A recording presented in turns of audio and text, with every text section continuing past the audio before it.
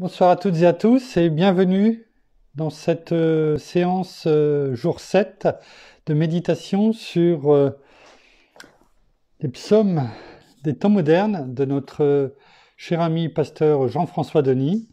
Nous continuons la méditation.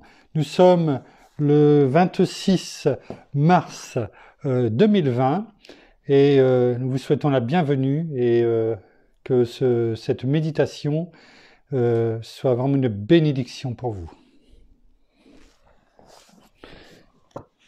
Commençons sans plus tarder.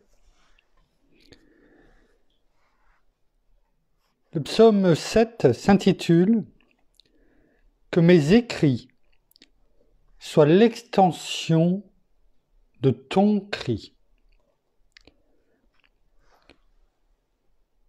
Que chaque message que ma main écrit soit l'extension de notre union, de mon cri, jumelé à ton cri, afin que cette prière devienne une effusion. Lorsque j'élève ma voix vers toi, qu'il y ait en moi ce sentiment qui croit que ta puissance n'était pas seulement pour hier, alors je te demande de faire tomber mes barrières. Aujourd'hui, aide-moi à repousser mes frontières, afin que par ma vie, j'élève ta bannière, qui sera te donner toute la gloire, mon Père, car tu sois fier. Maintenant, Père, je t'en supplie, par la puissance de ton Saint-Esprit, je te demande, dans tes mains, d'être un outil, afin d'être utilisé par le grand Je suis. J'ai tellement soif de ta présence. Viens et enlève de mon cœur cette indifférence, car pour moi, je désire faire une différence dans un monde qui est sans espérance. Fais-le, je t'en supplie, avec aisance. Ma vie, je te la cède. C'est pour cela que j'intercède, afin que ce ne soit plus moi qui vive, mais que je sois continuellement animé par ton esprit. Montre-moi le chemin, guide-moi par ta main, que j'entende à nouveau ta voix et que ton esprit me montre la voie. Éternel, en toi je me confie et sur toi je m'appuie. De toi j'ai fait mon Seigneur et pour toi je veux vivre mon Sauveur. C'est de toi que me provient toute cette vigueur. Tu m'aides au quotidien à surmonter mes peurs. Marcher dans tes voies me remplit de bonheur, car puisque je suis en toi, mes ennemis sont remplis de terreur. Mon cœur désire encore plus de toi, Seigneur. Oh, gloire à toi, Père. Gloire à toi, Seigneur. Gloire à toi, bien-aimé Saint-Esprit, d'avoir oint encore Pasteur Jeff pour ces paroles qui font du bien à notre cœur. Alors, ce psaume fait référence, des temps modernes, fait référence au psaume de la parole. Car n'oublions pas, Pasteur Jean-François Denis a écrit ces psaumes pour qu'il nous touche, pour qu'il nous aide et nous renvoie vers la parole, afin que ces écrits soient en concordance avec ce que dit la parole. Alors, allons voir sans plus tarder, parce qu'il y a tellement de choses à dire aujourd'hui, tellement de choses. Alors, sans plus tarder, allons tout de suite à la référence 45, verset 1, poème des fils de Corée. On ne va pas rentrer dans les détails. Il est dit. Si, j'ai dit dans les psaumes 45. Psaume 45, verset 2. Il est écrit « Mon cœur bouillonne de belles paroles. Je dis, mes œuvres sont pour le roi, que ma langue soit comme la plume d'un habile écrivain. » Oui. La langue, on a pu le voir ces derniers jours, comme la plume d'un habile écrivain. On dirait que ce psaume a été écrit pour toi, pasteur Jean-François, parce que franchement, tes écrits nous inspirent à entrer toujours plus dans la parole. Alors, je reprends mes notes. Ensuite, on va essayer de... Prenons le paragraphe le premier, que chaque message que ma main écrit soit l'extension de notre union, de mon cri jumelé à ton cri, afin que cette prière devienne une effusion. Donc, nous avons déjà vu une première partie. Allons maintenant nous plonger dans Romains 8, versets 26 et 27.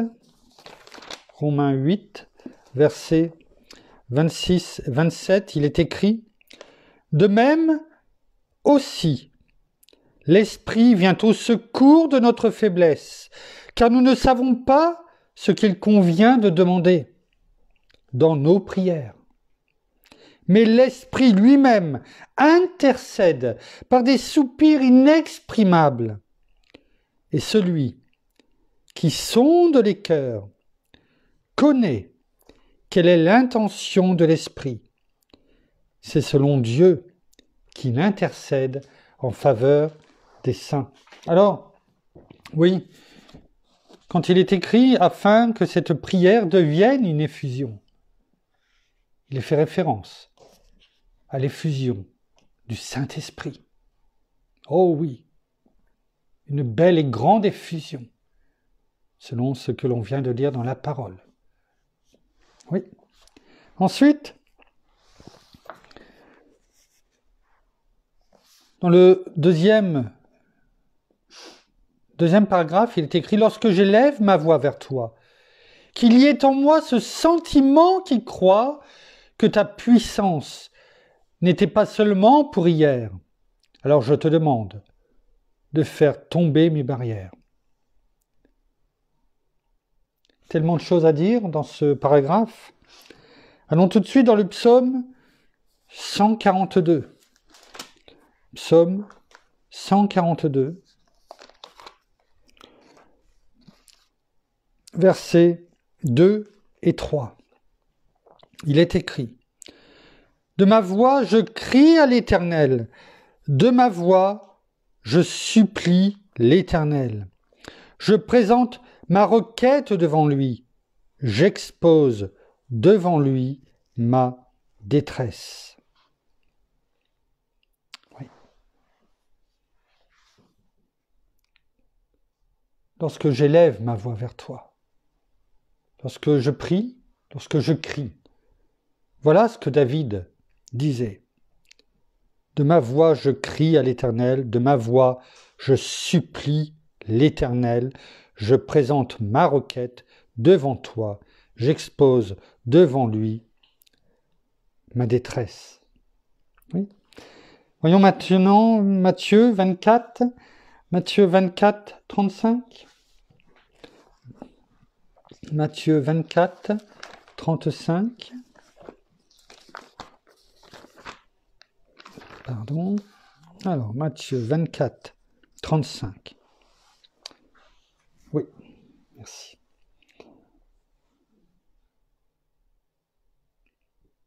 Qu'il y ait en moi ce sentiment qui croit que ta puissance n'était pas seulement pour hier. Pour hier. Non. Non. Que dit Matthieu 24, 35 ? Il est écrit, le ciel et la terre passeront, mais mes paroles ne passeront point.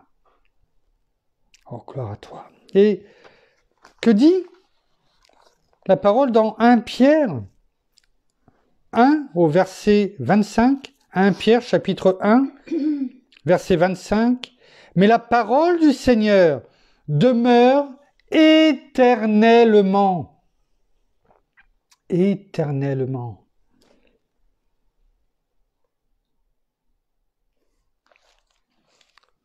Merci Seigneur. Dans Jean 15. Dans Jean 15. Pourquoi ? Pourquoi nous pouvons dire, comme il est écrit, ta puissance n'était pas seulement pour hier. Alors je te demande de faire tomber mes barrières. Ta puissance.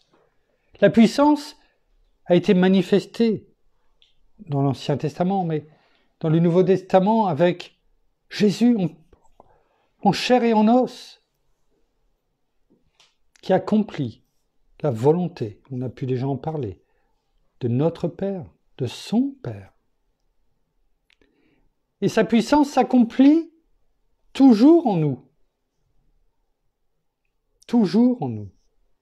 Et on le voit dans Jean 15.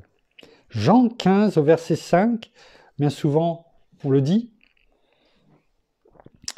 Notre Seigneur Jésus dit lui-même, « Celui qui demeure en moi, comme moi en lui, porte beaucoup de fruits, car sans moi, vous ne pouvez rien faire. » Il le dit. Sans moi, vous ne pouvez rien faire, mais avec moi, vous allez porter beaucoup de fruits, car sa puissance s'accomplit en nous. En nous. Comment ? Comment s'accomplit-elle ?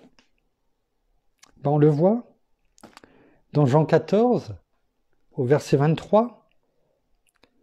Jésus lui-même, une fois encore, nous dit « Si quelqu'un m'aime, il gardera ma parole, et mon Père l'aimera. Nous viendrons vers lui. » Écoutez bien, et nous ferons notre demeure chez lui. Nous ferons notre demeure chez lui. Ça, c'était au verset 23. Et quelques versets avant, il avait dit, là aussi on le dit bien souvent, au verset 18, « Je ne vous laisserai pas orphelins. Je viens vers vous. » Et comment ? Comment ? Eh bien, on le voit au verset 26 de Jean 14, quand le Seigneur nous dit, le Consolateur, que le Père enverra en mon nom, le Saint-Esprit. C'est lui qui vous enseignera toutes choses et vous rappellera tout ce que j'ai à vous dire. Le Saint-Esprit, le Consolateur. Le même Saint-Esprit qui a agi dans notre Seigneur Jésus, qui l'a accompagné tout le temps de son ministère, bien au-delà. Le même Saint-Esprit qui l'a ressuscité. Nous avons le même Saint-Esprit. Il n'est pas plus grand, il n'est pas plus petit. La puissance du Saint-Esprit en nous. Et on peut même reprendre ce que Jésus nous disait dans Jean 15, au verset 15, 17. « Si vous m'aimez, vous garderez mes commandements, Ça passe par là. Ça passe par là. Et moi, je prierai le Père, et il vous donnera un autre consolateur. Un autre que moi, Jésus, c'est ce qu'il voulait dire. Il vous donnera un autre consolateur. Qui soit éternellement avec vous. Il sera toujours avec vous. Tout le temps. Éternellement. L'esprit de vérité. Que le monde ne peut pas recevoir, parce qu'il ne le voit pas et ne le connaît pas. Mais vous le connaissez, parce qu'il demeure près de vous et qu'il sera en vous. Voilà ce que dit notre Seigneur. Vous comprenez pourquoi? Pour faire écho à ce que pasteur Jean-François écrit, que ta puissance n'était pas seulement pour hier. Non, non, elle n'est pas pour hier. Et on peut le crier merci, comme on le disait hier. Un grand merci, parce que ta puissance nous accompagne toujours aujourd'hui. Paragraphe 3, il est dit aujourd'hui. Aide-moi à repousser mes frontières afin que, par ma vie, j'élève ta bannière, qui saura te donner toute la gloire, mon Père, car je désire que de moi tu sois fier. Oui, quel parent, quel père ne pourrait pas être fier de ses enfants?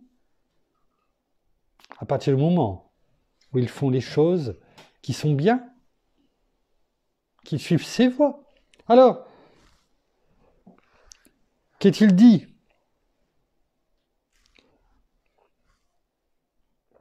On peut trouver une référence à Exode. Exode 17, chapitre 17, Exode, chapitre 17, au verset 15. Il est écrit: Moïse bâtit un autel et l'appela du nom de l'Éternel mon étendard. Il dit, parce qu'une main s'est levée contre le trône de l'Éternel, il y aura guerre de l'Éternel contre Amalek de génération en génération. Cela fait référence à quelque chose que l'on connaît bien, la bataille du peuple d'Israël avec Josué à sa tête et Moïse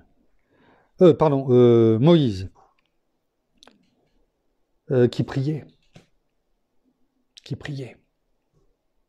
Et tant que ses mains étaient levées, eh bien, ils avaient la victoire.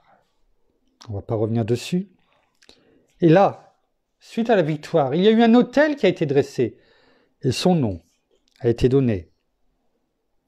L'Éternel, mon étendard. Dans d'autres versions, il est dit l'étendard est remplacé par bannière. L'Éternel, ma bannière. Oui, Jéhovah Nissi, notre Seigneur, notre bannière. L'Éternel, ma bannière. Oui.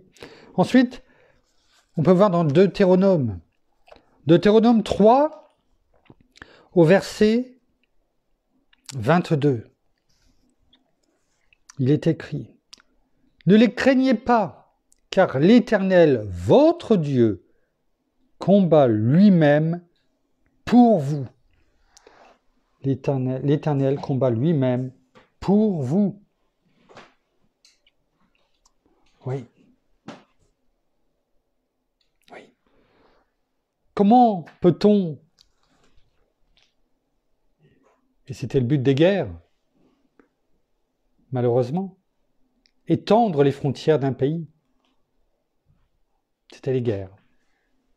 Comment, en ce qui nous concerne, peuple de Dieu, nous pouvons élargir nos frontières? Non pas par une guerre, oui, une guerre spirituelle. Et nous avons déjà la victoire parce que l'Éternel des armées combat pour nous. Ce qui vient d'être dit dans Deutéronome 2, au chapitre 3, au verset 22. Ne les craignez pas, car l'Éternel, votre Dieu, combat lui-même pour vous. L'Éternel est devant nous, nous le savons bien avec Marie-Hélène, l'Éternel Dieu, notre Père, combat. Et comment peut-on glorifier notre Père? Comment peut-on glorifier notre Père? Eh bien, tout simplement en suivant ce que la parole nous dit. Que nous dit la parole? Dans Jean 15, au verset 8, et là c'est clair, encore une fois, « Mon Père est glorifié en ceci, que vous portiez beaucoup de fruits, et vous serez mes disciples. » Et en plus là, c'est une double promesse. En faisant et en portant beaucoup de fruits, non seulement nous rendons gloire à notre Père, mais en plus, nous sommes les vrais disciples, non pas des chrétiens, du dimanche, spectateurs, mais des acteurs. Des acteurs, des disciples. Et c'est ce que notre Seigneur nous appelle à être, chacun d'entre nous, en gardant ses paroles. Oui. Dans le 4e paragraphe, il est écrit « Maintenant, Père, je t'en supplie, par la puissance de ton Saint-Esprit, je te demande dans tes mains d'être un outil afin d'être utilisé par le grand je suis. » Que c'est beau. Que c'est beau. Oui. Que dit la parole? On peut le voir dans Acte 9. Acte 9, au verset 15. Seigneur Jésus nous dit « Va, car cet homme est pour moi un instrument de choix afin de porter mon nom devant les nations et les rois et devant les fils d'Israël. »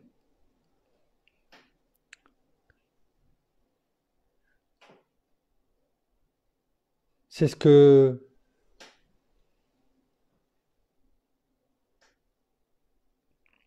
comment dirais-je, le Seigneur dit à Ananias en esprit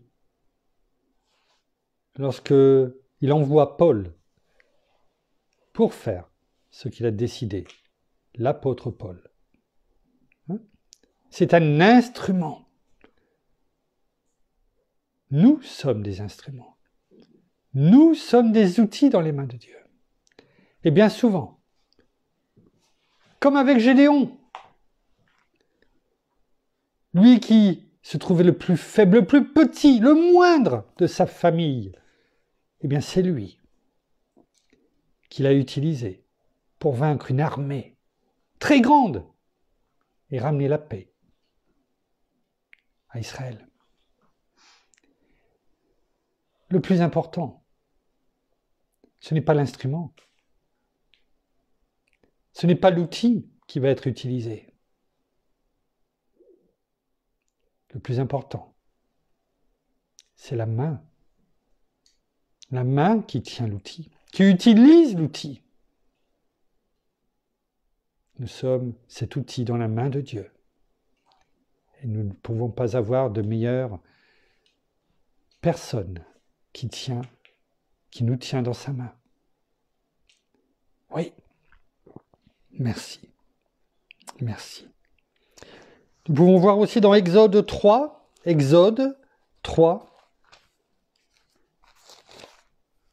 versets 14 et 15.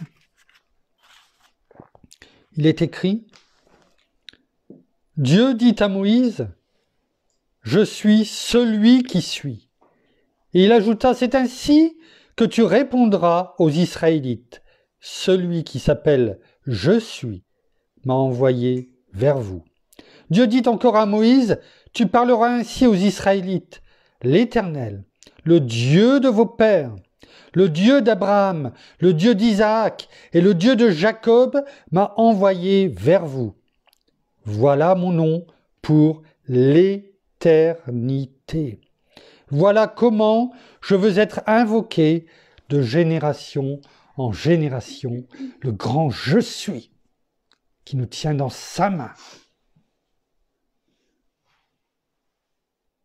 Merci Père. Merci.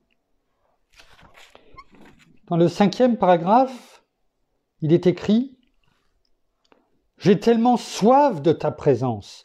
Viens et enlève de mon cœur cette indifférence, car pour toi, je désire faire une différence dans un monde qui est sans espérance. Fais-le, je t'en supplie, avec aisance. » On ne va pas remuer le couteau dans la plaie, comme on dit. Nous savons très bien que le monde est sans espérance. Ou met son espérance, pas forcément dans les bonnes personnes. Alors, que nous dit la parole ? Voyons dans le psaume 63, verset 2. Psaume 63.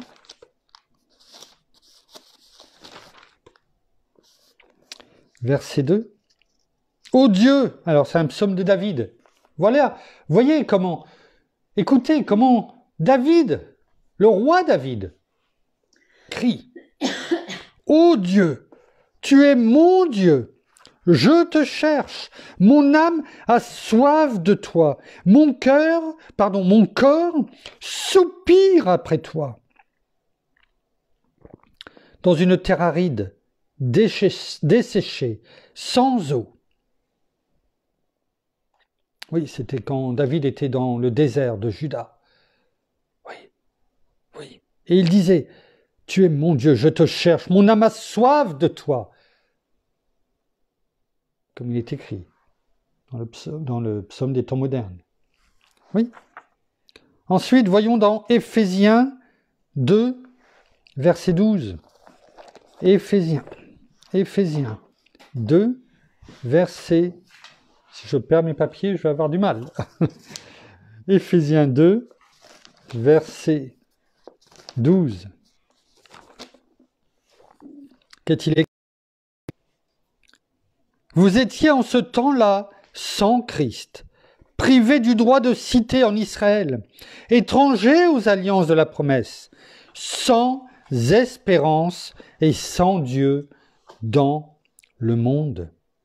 Alors oui, c'est ce que nous étions auparavant, sans espérance dans les ténèbres. Mais maintenant, que notre Seigneur nous a permis de venir à lui, que comme il a dit dans Jean 15 un peu plus loin, ce n'est pas vous qui m'avez choisi, mais c'est moi qui vous ai choisi. Et qui nous a fait passer des ténèbres à la lumière. Aujourd'hui, il est notre espérance. Oui, nous ne sommes pas de ce monde. C'est pourquoi nous avons cette espérance vivante. Dans la 6e partie, il est écrit « Ma vie, je te la cède. C'est pour cela que j'intercède, afin que ce ne soit plus moi qui vive, mais que je sois continuellement animé par ton esprit. » Bien sûr, cela ne pouvait pas être autrement. Cela m'a fait tout de suite penser à ce que dit Galate.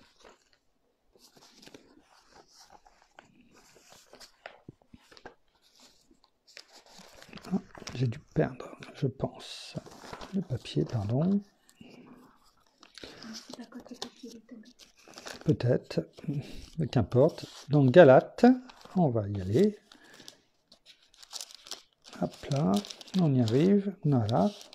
Dans Galates 2, au verset 20, Galates 2, verset 20, écoutez bien. Je suis crucifié avec Christ. Et ce n'est plus moi qui vis, c'est Christ qui vit en moi. Ma vie présente dans la chair, je la vis dans la foi au Fils de Dieu, qui m'a aimé et qui s'est sacrifié pour moi. Voilà. Voilà en tant qu'enfant de Dieu qui nous sommes, en tant que disciples de Christ. Ce n'est plus moi qui vis, c'est Christ qui vit en moi. Merci Seigneur. Merci Seigneur. Merci.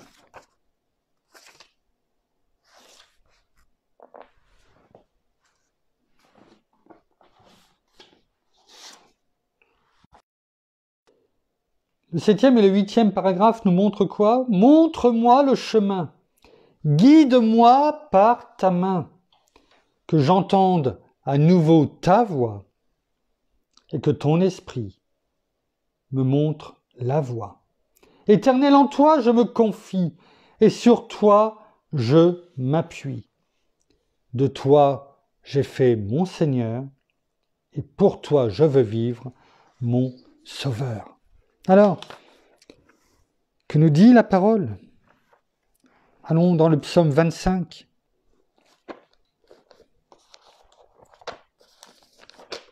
Dans le psaume 25, psaume de David, lisons le verset 1 et 2. Vers toi, Éternel, j'élève mon âme. Mon Dieu, en toi je me confie, que je ne sois pas couvert de honte.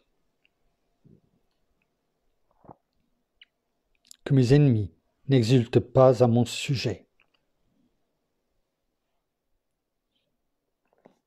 Au verset 4 et 5, il est écrit « Éternel, fais-moi connaître tes chemins, enseigne-moi tes voies, fais-moi cheminer dans ta vérité et instruis-moi, car tu es le Dieu de mon salut, en toi j'espère tous les jours. » Oui, nous espérons en toi tous les jours, Seigneur.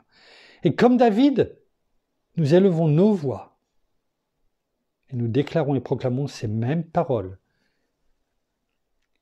qu'il y a des millénaires. David écrivait, chantait, louait.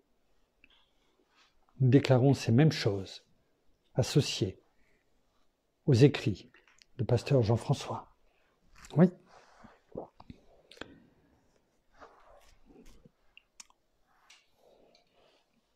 Ensuite, il est écrit dans le dernier paragraphe, « C'est de toi que me provient toute cette vigueur. Tu m'aides au quotidien à surmonter mes peurs. Marcher dans tes voies me remplit de bonheur, car puisque je suis en toi, mes ennemis sont remplis de terreur. » Alors, bien sûr, cela m'a ramené à ce que dit tout simplement la parole dans Ésaïe 41:10. Sois sans crainte, car je suis avec toi. Ne promène pas des regards inquiets, car je suis ton Dieu. Je te fortifie. Je viens à ton secours. Je te soutiens de ma droite triomphante. Alors, en conclusion, sachons comme il est écrit dans Ésaïe,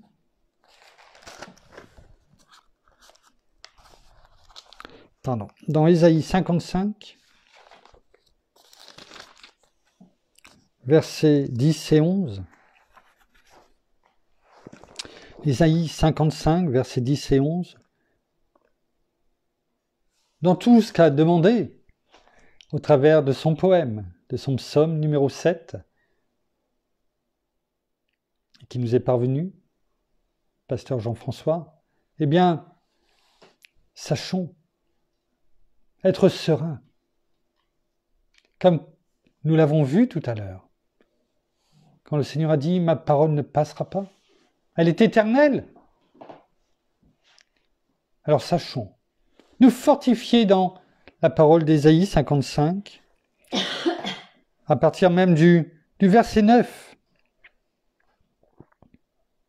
Non, même du verset 10, pardon, comme j'avais dit, 10 et 11. Il est écrit comme la pluie et la neige descendent des cieux. Il n'y retourne pas sans avoir arrosé, fécondé la terre et fait germer les plantes, sans avoir donné de la semence au semeur et du pain à celui qui mange. Ainsi en est-il de ma parole qui sort de ma bouche. Elle ne retourne pas à moi sans effet, sans avoir exécuté ma volonté. C'est même pas de l'espoir, c'est formidable. Parce que nous pouvons nous fortifier. Nous pouvons nous fortifier parce que nous savons que la parole ne reviendra pas à notre Seigneur, à notre Père, sans avoir porté du fruit avant dans notre vie, selon la volonté de notre Père, dans nos vies, selon la destinée qui est la nôtre. Et si nous marchons dans notre destinée, sa volonté s'accomplira. Et ses paroles, pour nos vies, chacune de nos vies, s'accomplira. C'est sa promesse envers nous. Et elle s'accomplira. Soyez-en sûrs. Nous terminerons par ce qui est écrit dans Nombre. Et c'est pour ça que je ne l'avais pas. C'est parce que je voulais vous la donner en français courant. Et c'est dans Nombre 23, au verset 19. Il est écrit, quelque chose que vous connaissez, peut-être que vous connaissez et que vous savez par cœur. Dieu n'est pas un homme pour mentir, ni un fils d'homme pour revenir sur sa décision, sur d'autres versions pour se repentir. Ce qu'il a dit, ne le fera-t-il pas? Ce qu'il a déclaré, ne l'accomplira-t-il pas? Oui, Seigneur, oui, Père, bien entendu que tu vas l'accomplir, parce que tout ce que tu as dit s'accomplit. Beaucoup de choses se sont accomplies. Ta parole est esprit et vérité, de la première lettre de la Genèse à la dernière lettre de l'Apocalypse. Et oui, elle s'accomplit, devant nos yeux émerveillés, jour après jour. Merci, Seigneur. Merci, Père. Merci, bien-aimé Saint-Esprit, encore, pour ce que tu nous as permis de vivre ce soir. Comment tu t'es révélé encore à nous. Comment tu nous as fortifiés. Gloire à toi. Nous terminerons par la prière. Merci.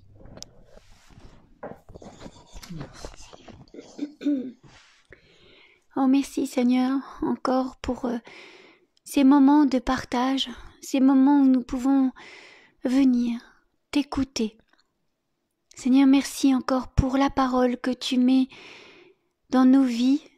Seigneur, merci parce que tu es notre chemin, tu es notre lampe, notre lumière dans les ténèbres, dans ce monde sans espérance. Tu es notre espérance et notre vie. Et nous voulons nous tourner vers toi chaque moment de nos vies. Merci pour tout ce que tu fais pour chacun d'entre nous. Merci pour tes guérisons. Merci pour ta paix. Merci pour ton amour. Merci parce que tu nous aides chaque jour. Et même quand nous chutons ou quand nous ne sommes pas sur les voies droites, tu nous ramènes dans le bon chemin. Alléluia, Seigneur. Merci parce que tu ne veux pas que nous nous écartions de toi. Parce que toi, jamais tu t'écartes de nous. Tu es toujours là, présent, dans les bons et dans les mauvais moments. Alors oui, peut-être qu'au jour d'aujourd'hui, nous avons encore plus besoin de toi. Le monde a besoin de toi. Oh oui, Seigneur. Le monde entier a besoin de toi. Alors entends toutes les prières, entends tous les cris de tes enfants qui te supplient. Merci encore, Seigneur Jésus, parce que tu intercèdes auprès de notre Père pour nous. Merci, Seigneur. Merci, Père. Alors, oui, que vraiment tu te révèles dans nos prières. Oh, merci, Seigneur. Merci, Père, pour avoir mis ta main sur nous. Merci parce que tu nous recouvres entièrement.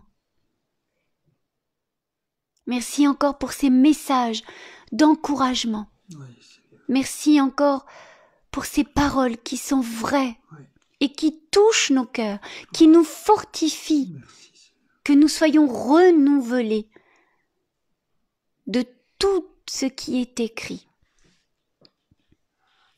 Merci encore pour tout ce que tu fais pour chacun d'entre nous. Merci d'avoir ta main aussi sur tous nos bien-aimés, nos frères et sœurs en Christ, mais aussi de garder, de protéger nos familles contre tout ce qu'il se passe en ce moment.